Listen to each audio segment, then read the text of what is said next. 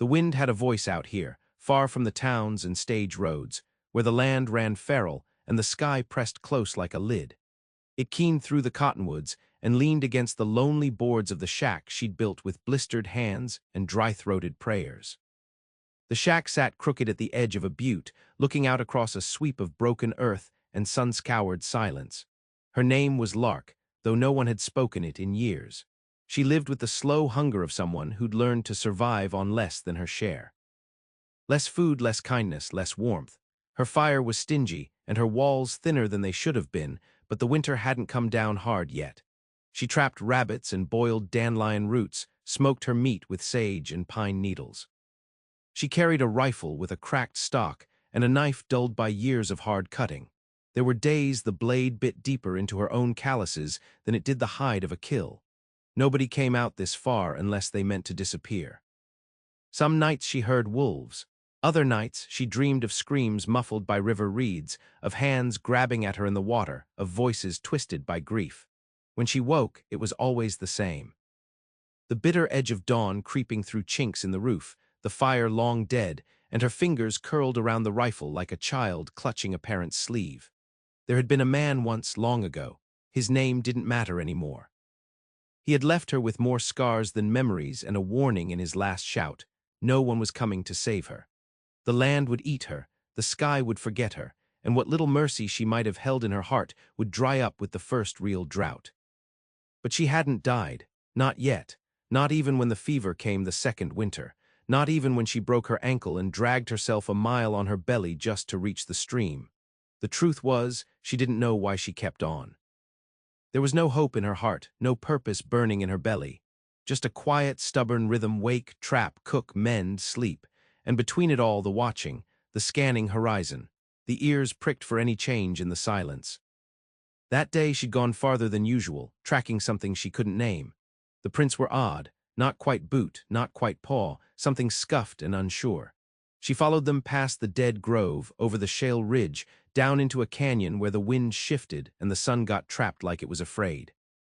There she found him, or rather she found the blood first, bright against the pale dust, seeping into a smear beside a blackened tree stump.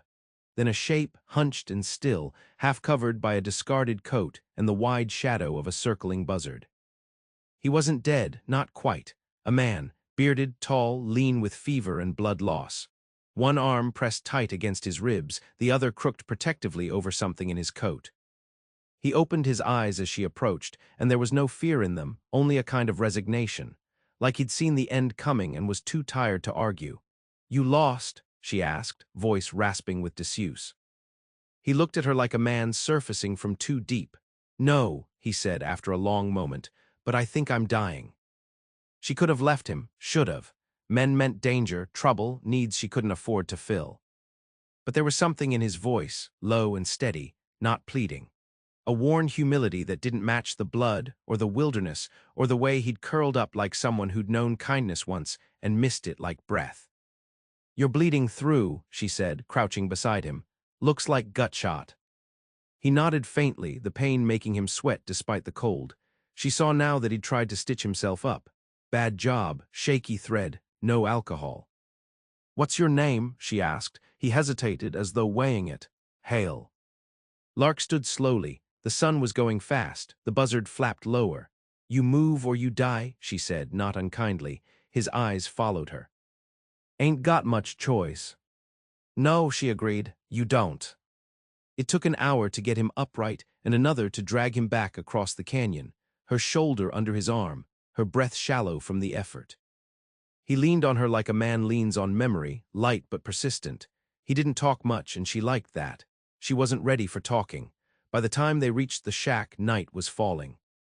She kicked the door open with her boot and eased him inside. He didn't complain when she stripped his coat and boiled water. Didn't flinch when she poured whiskey into his wound and restitched it with cleaner thread. He passed out once, then twice, then came back both times without panic. When she finished, he slept. She sat beside the fire, knees drawn up, the rifle close, watching, listening to the wind. Her body aching with work she hadn't planned for, her thoughts ragged. She hadn't been meant to survive. Neither had he. But somehow they were both still here. And now, so was something else. something fragile and unnamed, curling in the hush between them like smoke from a rekindled flame. The cold held through morning, brittle and white-lipped, curling against the doorframe like a dog that wouldn't leave. Inside, the shack smelled of blood, smoke, pine pitch. Lark stirred the fire back to life with a stick and poured water into the dented tin pot she used for everything. Hale hadn't moved much. His breath rattled low in his chest, and once in the blue shadow just before dawn, he murmured a name she didn't know. She fed him broth with her fingers at first, small sips, careful as a mother bird. His lips cracked when he tried to speak, so she told him not to. Words weren't needed, only swallowing. By the third day, his fever broke. "You got a name?" he asked when his voice came back. She was fixing the door hinge, crouched in the doorway with nails in her mouth. "No," she said, hammering, "not anymore." He watched her like a man reading a sky he didn't know how to trust. She was lean, sun-creased, her braid coming loose in places like it had grown wild with her. Her movements were spare, deliberate. Everything about her said, "I wasn't made for company." He didn't press. Just nodded and let the silence return. Time folded in on itself that week. He slept. She hunted. He stitched kindling. She gathered roots. Neither of them filled the air with questions. When they spoke, it was practical. How deep's the creek? What bait catches the grubs? Which herbs sting worse than they heal? But there was a rhythm starting, a faint shift in the air. He carved a whistle from cedar. She watched his hands, steady despite the wound. It had no sound when he first blew it. Just a hollow breath, but he worked at it till it sang. "Who were you before?" she asked one night, surprising them both. He didn't look up from the tin cup in his hands. "Railroad man, laid tracks through Wyoming, did some freight guarding. Then I left." "Left why?" "Found out I wasn't the kind of man I wanted to be." She let that sit, let it settle in beside the crackling fire and the smell of scorched meat. Regret was a common scent in these parts. It stuck to the skin long after the deed was done. One morning, she came back from the ridge and found the door open. Her heart dropped into her boots, and she drew her knife without thinking. But inside was just Hale, dragging himself to the table, breath ragged. "You should have waited," she snapped, shoving her catch down. Two grouse necks twisted. "Needed to move," he rasped. Leg locking. She knelt beside him, peeled back the bandage. Infection hadn't come, but the bruising was deep. She cleaned it again, pressing gentler this time. "You're stubborn," she said. His eyes met hers. "So are you." She looked away. "Difference is I have to be." Outside, the wind lifted dust from the butte edge. A hawk circled overhead. Winter was easing, but slowly, like an old man getting up from a stiff chair. The earth stayed hard underfoot. Trust was harder still. That evening, Hale sat by the fire, working a loop of twine into a snare. Lark cleaned her rifle. They didn't speak, didn't need to. The quiet between them was changing. Not gone, not warm exactly, but softer at the edges, like bark peeled back to find green underneath. Later, when the moon rose, Lark stood outside, arms folded, staring toward the dark where the world dropped off. "You were dying when I found you," she said without turning.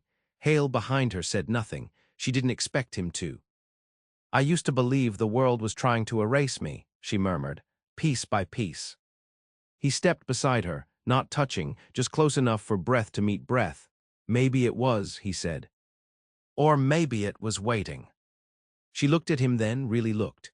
And for the first time in years, something inside her blinked toward the light. Spring arrived like a hesitant guest. No fanfare, no bloom, just the quiet withdrawal of frost from the grassline and the soft return of birdsong at dawn. Lark felt it in her knees, the way she always did. The ache eased. The ground gave a little when she walked. She set her traps wider now, ranged farther, knowing Hale could keep the fire and the roof from sagging in her absence. He was healing, slow but certain. He never complained, though she knew the pain gnawed at him like a silent dog. She watched the way he moved, how he flexed his fingers when he thought she wasn't looking, how he slept with one arm around his ribs still, as if guarding the wound out of habit. One afternoon, she found him in the lean-to, hammering old scrap wood into a proper stool. She stood in the doorway and crossed her arms, leaning against the frame. "You build furniture now." He didn't look up.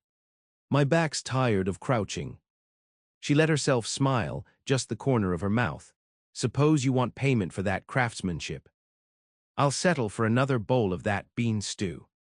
She gave a soft grunt, but when she turned, her eyes lingered longer than they should have. Something was changing, and not just the season. She lived with silence like a blanket wrapped too tight, comforting, stifling. Now it was unraveling, not fast, not all at once. But she heard herself humming sometimes. Caught herself setting 2 cups instead of 1. Then the strangers came. It was dusk. The sky bleeding rust behind the hills. Lark had gone down to the stream, returning with her boots soaked and her eyes sharp from some scent she couldn't name. She saw the tracks before she saw the men. 4 of them, bootprints heavy and close together. No sign of a wagon, no sign of a camp.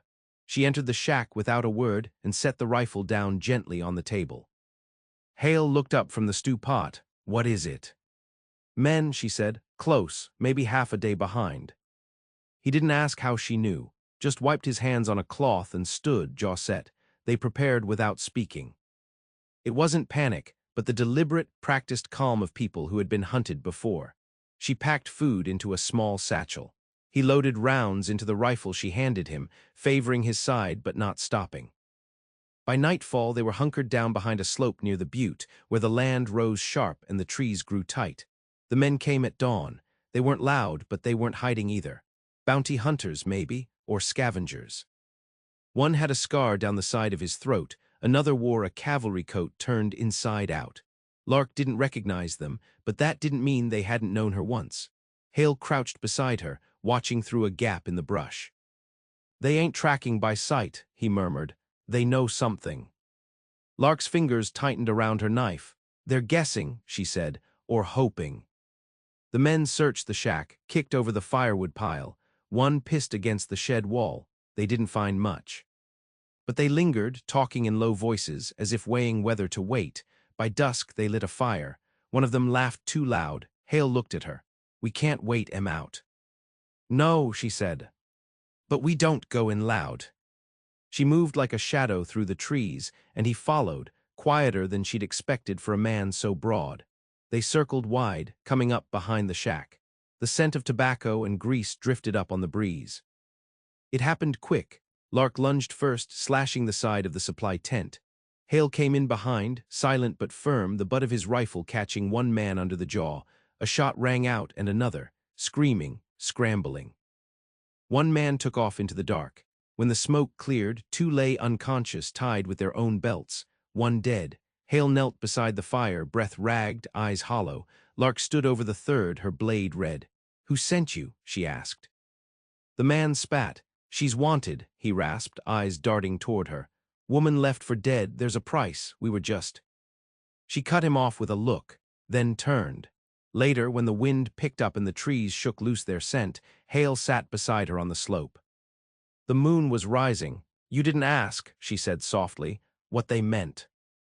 "I figured you'd tell me," he said, "when you're ready." She was quiet a long time.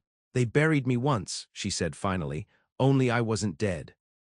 The fire crackled behind them. The night stretched wide and watchful. "You still aren't," Hale said, and for the first time she believed it. The shack smelled of ash and iron for days after.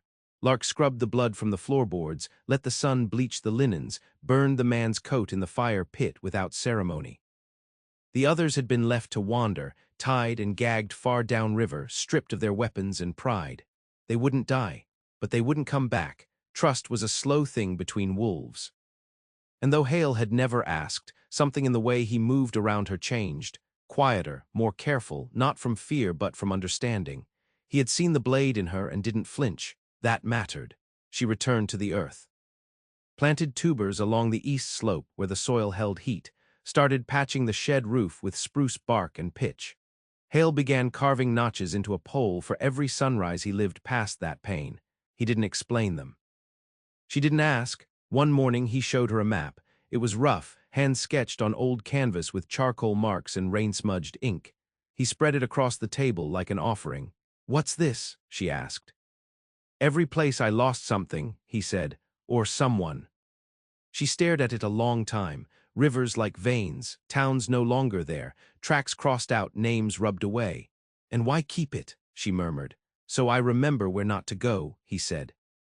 then added softer, "and what I've carried this far." Lark looked at the map until the shapes stopped being places and started being wounds. Later, while skinning a hare by the stream, she let herself recall the first time she'd held a rifle. It hadn't been hers. It had belonged to a man who thought her too small to shoot straight, too soft to hold steady. He hadn't lived long past that thought. She learned then. The world would keep trying to take from her until she became something it couldn't carry away. But now, she was learning something else. How to let a person close without bracing for harm. How to speak and not flinch from the sound of her own voice. She found herself telling Hale's small things, how her mother sang when it rained, how she once tried to raise a fox pup, how she used to draw birds in the dirt with a stick, watching them lift from her lines into the wind. And Hale, in turn, shared pieces of his undoing. A brother gone to war and never returned. A wife who died coughing blood in a Wyoming winter. A town that ran dry and left him with only calluses and a fear of stillness. "Why'd you head west?" she asked one night, watching the smoke rise through the broken chimney. He ran a hand over his jaw, because east was already ashes. They worked the land that spring. The earth was reluctant, but not barren. She taught him how to trap muskrats near the marsh. He taught her how to set snares in the treetops for squirrels. They ate better, slept deeper, and one evening, in a soft hush between chores, he handed her a tin box. "What's this?" "Something I kept," he said. Didn't know why. Inside were pieces: a silver thimble, a cracked tintype of two boys, a folded page from a psalm book, yellowed and worn. "I figured maybe you'd know what to do with it." Lark held the tin in both hands like it weighed more than its size allowed. "I don't throw things away," she said, closing the lid, "but I don't bury 'em either." He nodded as if that was enough. Later that night, she dreamt of her own past not as fire or flight, but as a trail behind her, hard, trodden, and survivable. She stood in the dream, watching herself walk it, not away from pain, but toward something clearer, toward the shack, the fire, the man with the map and the quiet eyes. And when she woke, her breath was steady, her hands were warm. And the sky outside the chinked roof was the color of beginning. Summer came with sudden heat and wildflower, tiny flares of yellow and white stubborning out of the dry grass. The land, once brittle and stingy, softened. Bees returned. A red fox made its den beneath the shale rise, and Lark sometimes watched the kits tumble like smoke over stone before vanishing into dusk. Hale had built a second shelter by then, nothing much. Just logs and clay packed tight enough to hold against the wind. He said it was for storage, but Lark saw the care in its seams, the way he shaped its corners like he meant for something to last. She said nothing. He didn't ask for praise. They worked in tandem now, like two bodies joined not by bond but by rhythm. She felled trees, he hewed the planks. He dug post holes, she braced the beams. In sweat and silence, something passed between them, simple, unmarked, as natural as weather. Some evenings, after the day's heat curled into the ground and the sky dulled from gold to iron, they'd sit on the slope that faced west. He'd smoke a roll, she'd strip willow bark into thread. Sometimes they talked, sometimes they just watched the light go. One night he reached into his coat and brought out a book, its cover cracked, the spine half gone. She looked at it, wary. "What is it?" "Stories," he said. "Fables, I think, found it in a burned-out church, only half's left." She took it, leafed through pages as thin as breath. A tale of a stag who chased the moon, a girl who turned to salt watching the sea. "They don't end happy," she murmured. "No," he said, "but they end honest." She closed the book and held it in her lap, staring into the dark. He didn't speak again, didn't need to. Days passed. They started trading with a half-blind trapper who wandered through twice a season. Lark gave up pelts and dried mint. Hale bartered flint blades and smoked meat. The man asked no questions, and they liked him for it. Still, not all ghosts stayed buried. It was Hale who saw the rider first, just a figure on the horizon, stirring dust beneath a low storm sky. He watched from the butte while Lark stood in the doorway, knife in hand.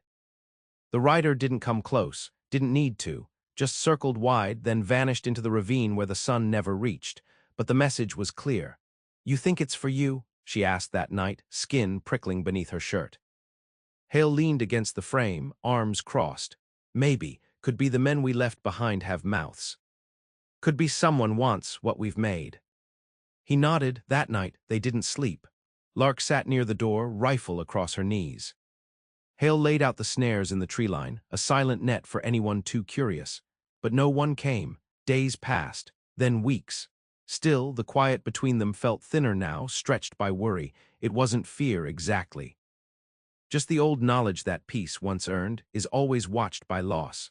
One morning, Lark found Hale sitting near the slope with the tin box open beside him. He was holding the psalm page. "You believe any of it?" she asked. He didn't look up. "Used to. And now? Now I believe in wood holding through winter, in a roof not leaking, in another body breathing beside mine when I wake." She crouched beside him.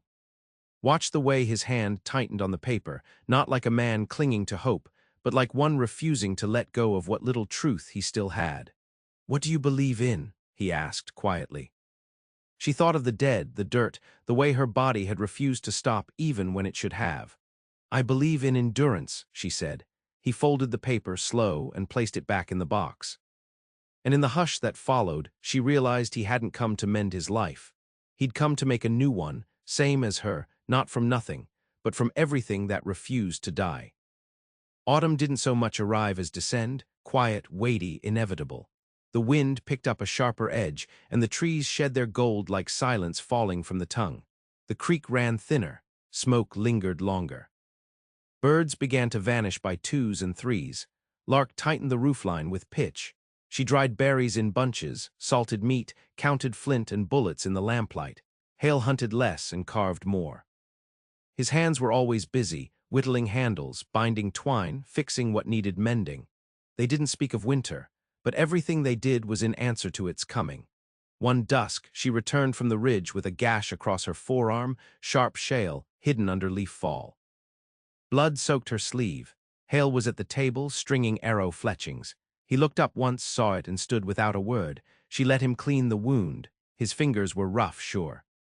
He wrapped it tight, and when she hissed, he only said, "Better hurt now than rot later." She watched him as he worked, the way his brow furrowed, how he didn't ask what had happened. He knew she'd tell him or she wouldn't. That was trust now, not earned in speech, but in the choice not to demand it. That night, a storm rolled in, hard rain, rattling wind. The shack groaned but held. Lark sat near the hearth, watching the fire's red dance.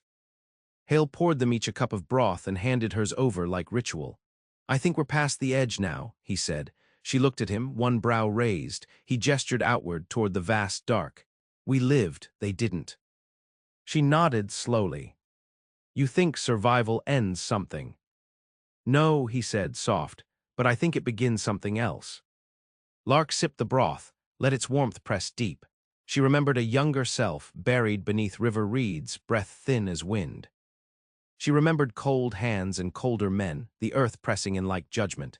And then she remembered waking, crawling, surviving not because she hoped, but because she refused. She stood and opened the window shutter. Rain flicked her face. Somewhere in the distance, a wolf called, low, mournful, not hunting but marking. She let the sound settle in her bones. Hale stepped beside her, close but not crowding. She didn't flinch, didn't pull away. "You never told me what they left you with," he said, eyes on the dark. "A name," she answered. "Not mine, one they used before they buried me." He waited. "I left it in the river," she said. "It sank. I never looked back. Then what should I call you?" She looked up at him, really looked. His face carved by labor and weather, eyes lit with that quiet steadiness she'd grown to trust more than warmth. "You already do," she said. That night she dreamed not of drowning, but of light, low, amber, like the kind that glows through cabin windows when a home is being made. In the dream, she wasn't alone. She wasn't being chased. She stood on the edge of the world, wind in her braid, Hale's hand warm in hers. And when she woke, the fire was low, the wind had eased, and dawn was staining the sky with soft defiance. She rose, added wood to the flame, and began again.